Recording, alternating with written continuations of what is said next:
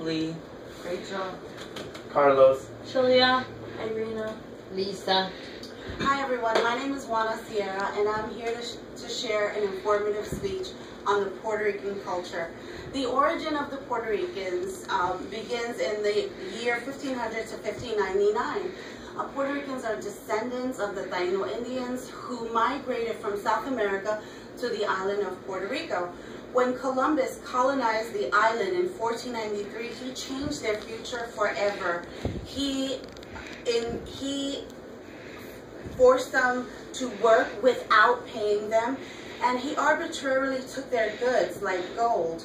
But most people don't think about their history when they think about Puerto Ricans. They think about food, their lifestyle, and why they migrated to the mainland. Their foods, like foods that you can get at Cuchifritos, which is a hole-in-the-wall restaurant where foods are prepared in advance and kept under a warmer, include rice, beans, pork, and bananas. But if you want a high-end cuisine, you can visit a restaurant like Sazon located at Reed Street in New York City. The most interesting foods are the ones that are homemade, made from your grandmother, like chicken soup from El Vivero, which is a live poultry market. Also foods like warm milk and raisins that would nurse you back to health. But most of all, kids like going to the store and grabbing a flan, which is a custard, a caramel custard that we would get after church on Sundays. And church is where we based our credos, which was to honor your mother and your father, which is found in the book of Ephesians 6:2.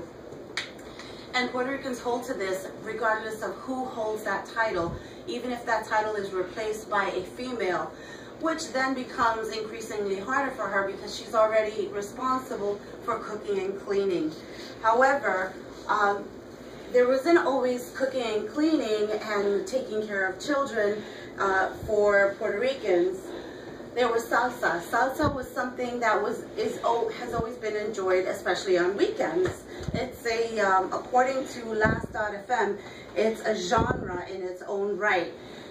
It was adopted by the Cubans, by the Puerto Ricans from the Cubans, and it's something that's enjoyed on the weekends. Reggaeton is more of something that younger crowds enjoy, which is a Spanish version of reggae.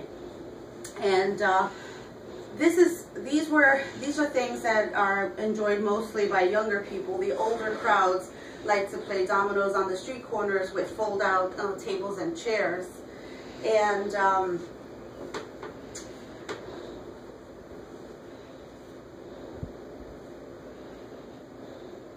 getting back to the colonization of Puerto Rico from Christopher Columbus, which was the biggest turning point for Puerto Ricans. The cause was the Operation Bootstrap, which was a group of projects that was implemented in the year 1939 by U.S. officials in Puerto Rico, which it was a project that enticed U.S. companies to invest in Puerto Rico and create factory jobs for Puerto Ricans.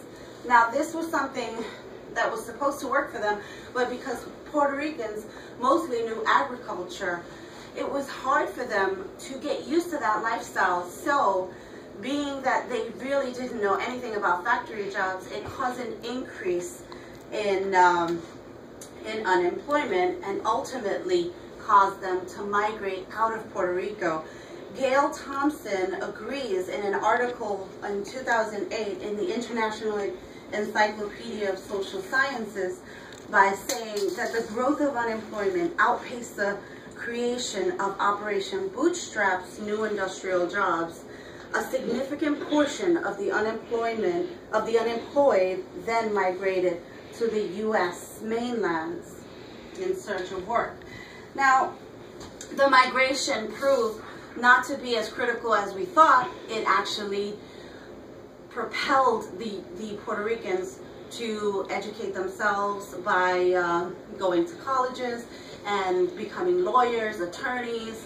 And so therefore, as Puerto Ricans, we have changed, we have evolved from an agrarian culture to a more productive culture.